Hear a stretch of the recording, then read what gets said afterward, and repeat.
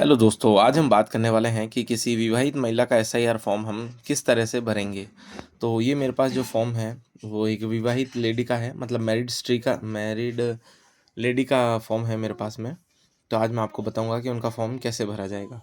तो जैसे कि आपको बाकी सारे फॉर्म मिलते हैं, उसमें भी उनकी सारी डिटेल्स इस तरीके से और उनकी फ़ोटोज़ यहाँ पर आपको दी जाएगी और बाकी आपको एक फ़ोटो अटैच करनी है। बाकी सारी डिटेल उनकी भी सेम ही आपको भरनी है, जिस तरीके से आप किसी भी फॉर्म के जो जिस व्यक्ति का फॉर्म है उनकी डिटेल भरते हो उसी तरीके से। जैसे कि उनकी जन्म तिथि हो गई, उनका आधार नंबर हो गया, उनका मोबाइल नंबर जो कि आधार से जुड़ा है, उनके पिता या अभिभावक का नाम। यहाँ पर ध्यान रहे कि आप उनके पिता का नाम लिखें, वो ज़्यादा बेहतर रहेगा। जिस भी किसी भी लेडी का फॉर्म है, उनके पिता का नाम आएगा यहाँ पे, विवाहित लेडी का, विवाहित स्त्री का।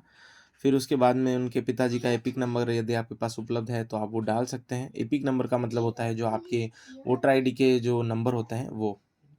उसके बाद उनकी माताजी का नाम, मतलब जिनका फॉर्म है उनकी माताजी का नाम, ना कि उनकी सास का नाम। फिर उनकी माताजी का एपिक नंबर। फिर यहाँ पर आता है उनके पति या पत्नी का नाम, यदि लागू हो तो। लागू हो तो अपन डिटेल उसी के बारे में बात कर रहे हैं कि किसी विवाहित स्त्री का फॉर्म आप कैसे भरेंगे, तो यहाँ पर वो चीज़ लागू हो रही होगी। तो स्त्री का फॉर्म है तो उनके पति का नाम यहाँ पर आप मेंशन करेंगे और उनका एपिक नंबर उपलब्ध है तो आप मेंशन कर देंगे, ऐसा कोई ज़रूरी नहीं है। उसके बाद फिर से वो 2 कॉलम आ जाते हैं।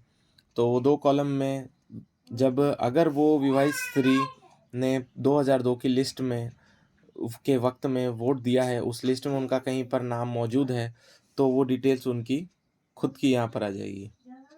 मतलब अगर जिस स्त्री का ये फॉर्म है वो विवाहित है, लेकिन उनकी 2002 की डिटेल्स में नाम आ रहा है, उन्होंने कहीं पे वोट दिया है पहले, वो उस वक्त एलिजिबल थी, तो उनकी डिटेल्स यहाँ आ जाएगी। वो मैंने अपने पुराने वीडियोज़ में बताया है।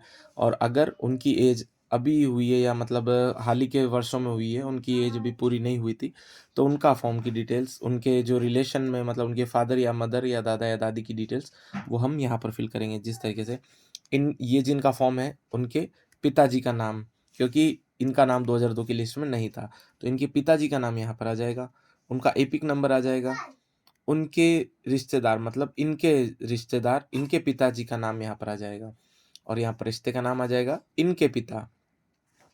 फिर उसके बाद उनका जिला, उनका राज्य, उनका विधानसभा का निर्वाचन क्षेत्र और उसके बाद उनके निर्वाचन क्षेत्र की संख्या, जो कि आपको यहाँ पर विधानसभा से मालूम चल जाएगी।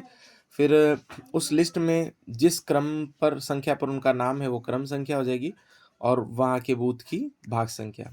और फिर इस जगह पर जिसका फॉर्म है उस लेडी के साइन हो जाएंगे, उन महिला के साइन हो जाएंगे और ये बीएलओ साइन करके आपको उनकी एक कॉपी वापस दे देंगे।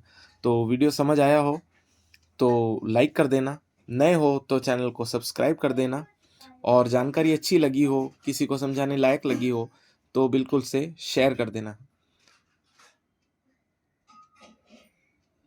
और चैनल को सब्सक्राइब करना ना भूलना।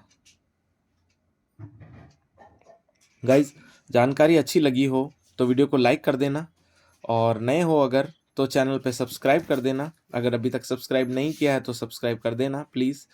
और जानकारी अगर आपको अच्छी लगी हो, किसी को समझाने के लायक लगी हो तो इस वीडियो को शेयर करना ना भूलना। मिलता हूँ आपसे अगले वीडियो में। और अगर आपकी कोई सवाल है या कोई सुझाव है तो आप मुझे कमेंट बॉक्स में बता सकते हैं।